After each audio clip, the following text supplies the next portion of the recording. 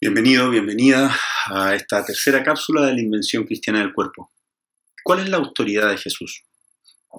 El ingreso a la vida pública significó que Jesús comienza a tener un poder para intervenir en el mundo. ¿Cómo vive el cuerpo en dicho ejercicio? ¿Y cómo puede iluminar ese ejercicio nuestra forma de vida? Es lo que analizaremos en esta cápsula. Para comprender el modo de Jesús, examinemos teológicamente nuestro contexto, desde un análisis corporal de Jesús, para comprender vías de acción que hagan nacer un mundo coherente con el mensaje que Él nos trae. Vivimos días convulsos, evidentemente, en medio de una crisis de gobernanza de larga data. La pandemia no ha hecho otra cosa sino desnudar esa crisis. Una posible vía de solución ha sido el proceso constituyente, que genera más preguntas que certezas y una escéptica esperanza. Las razones de la crisis son variadas, históricas, sociales, económicas, políticas.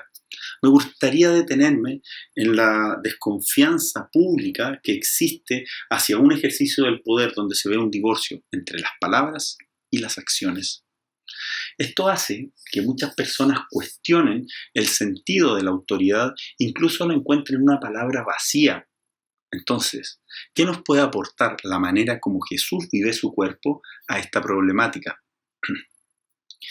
El término que nosotros traducimos como autoridad es la palabra exousia en griego, que tiene tres acepciones. La primera es poder político, la segunda es poder religioso y la tercera es el poder que solo Dios puede ejercer.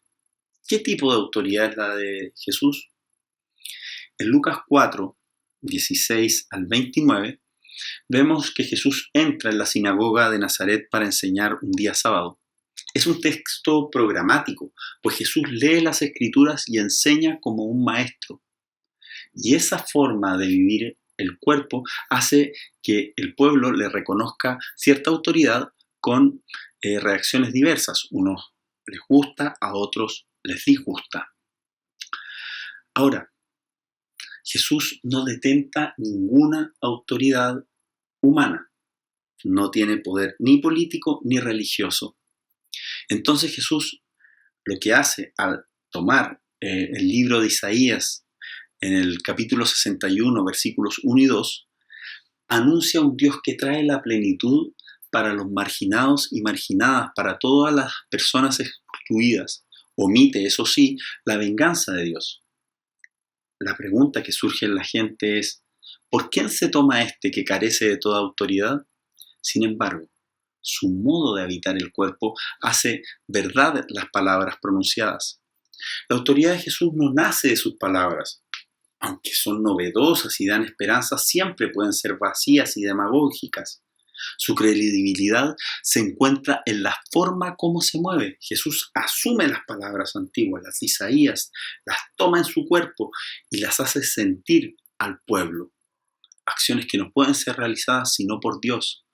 Jesús, el Dios que salva, anuncia su mensaje por medio de curaciones y signos que son reflejos de su identidad y su autoridad, que es el poder de Dios que interviene en la historia, perdona pecados, hace curaciones los días sábados, transgrediendo un mandamiento que viene directamente de Dios, porque ve en ello su máxima realización. Esta forma de actuar genera un conflicto evidente con las autoridades políticas y religiosas de su época, hasta costarle la vida. Entonces, ¿qué aprendemos del modo en que Jesús vive su cuerpo? Lo primero es que frente al poder humano, político y religioso, la figura de Jesús es crítica, es decir, su forma de vivir el cuerpo busca hacer verdad las palabras venidas de su Padre. Esto implica un conflicto. Lo segundo es reconocer que la dinámica de Dios mueve a hacer verdad la buena noticia a los pobres y excluidos. Es decir, la marginalidad, que fue un lugar de transparencia padecido al momento del nacimiento, es ahora un lugar de actividad, desde donde Jesús decide manifestarse, apropiándose del lugar elegido por Dios para situar el cuerpo.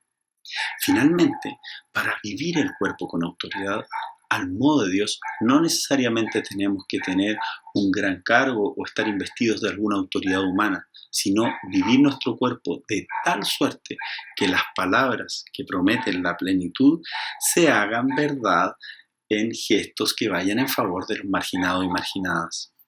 Es decir, gestos coherentes. Y vuelvo a mirar nuestra realidad, nuestro día a día. A mí me ayuda mucho el teatro. El teatro de Juan Radrigán en eso es una instancia privilegiada para esto. En su obra Hechos Consumados, que es un clásico del teatro chileno, una persona en situación de calle resume todo esto en el siguiente texto. Esta desesperanza y esta desconfianza está sintetizada magistralmente. ¿Conoce usted a alguien que sea enemigo de nosotros? Yo no. Todos los quieren 100 o 200 veces más que a su madre y a su abuelita juntas. Todos se han pasado la vida peleando por nosotros. Escriben libros, hablan en la radio, hablan en la tele, sacan leyes que los favorecen en esto, en lo otro, en lo demás allá. Palabra, yo no conozco a nadie que tenga un cargo que no sea para servir los 24 horas al día. Si todos están tan de acuerdo, si todos están en la misma, ¿me puede decir quién cresta el enemigo? Diga. Para sanar la desconfianza que existe en los personajes como los de Radrigán, el poder ha de hacerse cargo de la marginalidad. Jesús lo hace asumiéndola activamente. Esto supone una motricidad donde las acciones hacen verdad las palabras, de plenitud hacia los marginados y marginadas. Esta perspectiva llevada hasta el extremo es la que genera adhesión y al mismo tiempo conflictos. Ahora bien, ¿qué efectos tiene en el cuerpo de quien recibe esto? Será el tema de la próxima cápsula.